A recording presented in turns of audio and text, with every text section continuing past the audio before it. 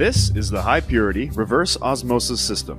Commonly called the RO, it is a fully automated process with automatic controls and alarm system. An RO water system includes pre-filtration for particulate matter and chlorine reduction with carbon treatment. So, what is reverse osmosis? To best understand reverse osmosis, let's first look at normal osmosis.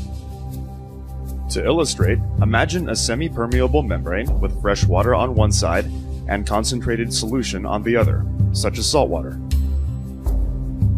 If normal osmosis takes place, the fresh water will pass through the membrane to dilute the concentrated solution. In reverse osmosis, pressure is exerted on the side with the concentrated solution to force the water molecules through the membrane to the freshwater side. This retains the salt to give us salt-free water.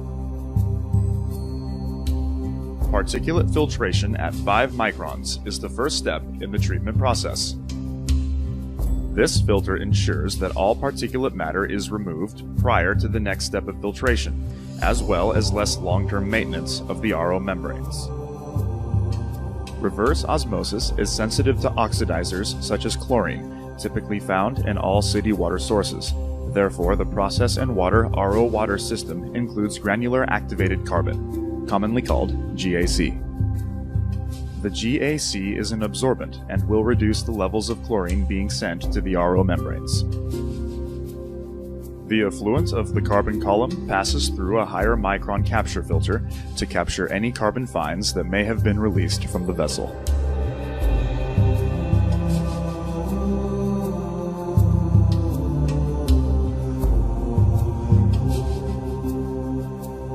The influent water has been pre-treated and is now prepared to be processed through the reverse osmosis membrane. As the water passes through the RO membrane, there is a low pressure switch to protect the pump against low inlet flow or pressure.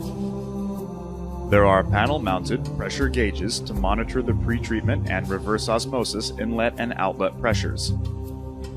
The neighboring control panel is used to monitor water quality and facilitate operational functions.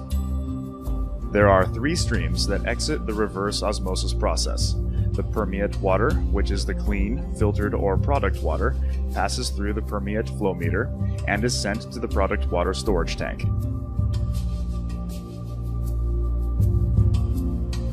At higher salt levels, the concentrate is sent to sanitary sewer, or in some cases non-critical locations for reuse, also known as gray water recycle. In higher water recovery applications, a small percentage of the concentrate water is sent back to the inlet of the RO membrane for recycle.